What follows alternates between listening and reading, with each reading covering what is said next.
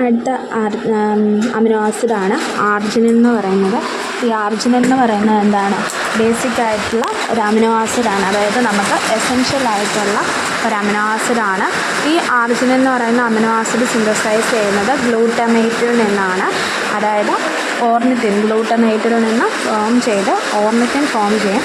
Then ആ form ചെയ്യുന്ന ഓർണിത്തിന് urea cycle അവിടെ നടന്ന് ആ യൂറിയ സൈക്കിളിൻ്റെ ഹെൽപ്പോട് കൂടി എന്താണ് ഫോം ചെയ്യുന്നത്? ലാസ്റ്റ് ആർജിനിൻ ഫോം ചെയ്യും. ഫൈനൽ പ്രോഡക്റ്റായിട്ട് ഫോം ചെയ്യുന്നത് ആർജിനിനാണ്. ഇനി ഇതെങ്ങനെയാണെന്ന് നോക്കിയാൽ ഇതാണ്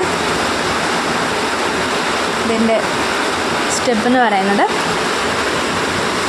ഇത് കണ്ടോ, ഫസ്റ്റ് ഗ്ലൂട്ടമേറ്റ്. ഇപ്പം നമ്മൾ പറഞ്ഞുകൊണ്ടിരിക്കുന്ന ഈ 4 എണ്ണം, അതായത് ഏതൊക്കെ അമിനോ ആസിഡാണ്?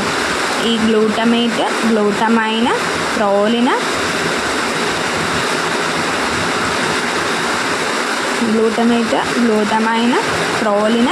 ആർജിനിൻ.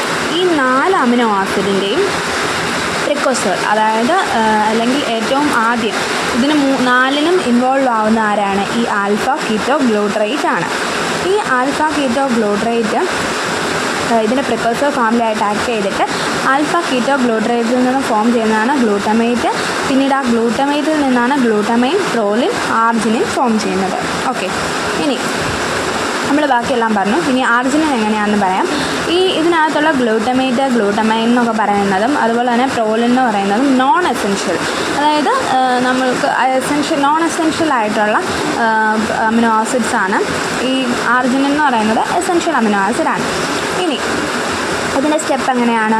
ഗ്ലൂട്ടമേറ്റ്, ദെൻ ഗ്ലൂട്ടമേറ്റിൽ അതിനകത്ത് അസറ്റൈൽ കോയെ അവിടെ റിയാക്ട് ചെയ്തിട്ട് കോയെ അവിടെ നിന്ന് റിലീസ് ചെയ്യും. ഓക്കെ, എന്തിൻ്റെ ഹെൽപ്പോട് കൂടി? അതായത് അസറ്റൈലേഷനാണ് ഇവിടെ നടക്കുന്നത്. Okay, acetylation process, glutamate trans അസറ്റൈലേസിൻ്റെ പ്രസൻസിൽ അസറ്റൈലേഷൻ പ്രോസസ്സ് നടന്ന് ഈ ഗ്ലൂട്ടമേറ്റ് ആരായിട്ട് മാറും? എൻ അസറ്റൈൽ ഗ്ലൂട്ടമേറ്റ് ആയിട്ട് മാറും. ദെൻ ഈ ഫോം ചെയ്യുന്ന എൻ അസറ്റൈൽ ഗ്ലൂട്ടമേറ്റ് കൈനേസിൻ്റെ ഹെൽപ്പോട് കൂടി എന്തായിട്ട് മാറുന്നു? എൻ അസറ്റൈൽ ഗാമ ഗ്ലൂട്ടമൈൽ ഫോസ്ഫേറ്റ് ആയിട്ട് മാറും.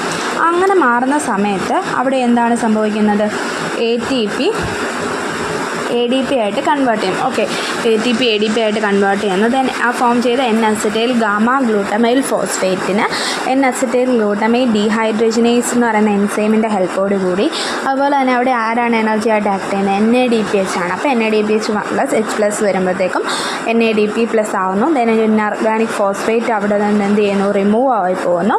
എന്നിട്ട് ഫോം ചെയ്യുന്നതാണ് N acetyl glutamate gamma semi aldehyde എന്ന് പറയുന്നത്. ഓക്കെ, ഈ N acetyl glutamate gamma semi ആൽഡിഹൈഡിനെ വീണ്ടും എന്ത് ചെയ്യും? ഈ ഗ്ലൂട്ടമേറ്റ് അവിടെ റിയാക്ഷൻ നടത്തി ആൽഫ കീറ്റോ ഗ്ലൂട്ടറേറ്റിനെ റിലീസ് ചെയ്ത് കളയും. അവിടെ എന്താ നടക്കുന്നത്? അമിനോ ട്രാൻസ്ഫറേസ് ആണ് നടക്കുന്നത്. ഓക്കെ, ഒരു അമിനോ ആസിഡ് ട്രാൻസ്ഫർ ചെയ്യുക. അപ്പോൾ ആ അമിനോ ട്രാൻസ്ഫറേസ് നടന്നു കഴിയുമ്പം ഈ N acetyl glutamate gamma semi aldehyde N acetyl ornithine എന്ന് പറയുന്നൊരു ഫോർമേഷനിലേക്ക് വരും. ആ എൻ അസറ്റൈൽ ഓർണിത്തിനിൽ H2O ആക്ട് ചെയ്ത് എന്തിൻ്റെ ഹെൽപ്പോടുകൂടി? എൻ അസറ്റൈൽ ഓർണിത്തിനേസ് എന്ന് പറയുന്ന എൻസൈമിൻ്റെ ഹെൽപ്പോടുകൂടി ഓർണിത്തിൻ ഫോം ചെയ്യും. ആ ഫോം ചെയ്യുന്ന ഓർണിത്തിന് യൂറിയ സൈക്കിളിൻ്റെ ഹെൽപ്പോടുകൂടി ഫോം ചെയ്യും? ആർജിനിൻ ഫോം ചെയ്യും. ഓക്കെ, ഇനി ഈ ഒരു പ്രോസസ്സ് നടക്കുമ്പോഴത്തേക്കും ആണെങ്കിൽ എന്താണെന്ന് വെച്ചാൽ നമുക്കറിയാം ഈ ആർജിനിൻ്റെ പ്രോസസ്സും അതേ സെയിം പ്രോലിൻ്റെ പ്രോസസ്സും ഒരു സിമിലാരിറ്റി ഉണ്ട്. ഇത് കണ്ടോ, ഇതിനകത്ത് ഈ പ്രോലിനകത്തും ആര് ഫോം ചെയ്യുന്നുണ്ട്? Glutamate gamma semi aldehyde form ചെയ്യുന്നുണ്ട്. അതുപോലെ തന്നെ ഇതിനകത്തും ആര് ഫോം ചെയ്യുന്നുണ്ട്? N acetyl gamma semi aldehyde form ചെയ്യുന്നുണ്ട്.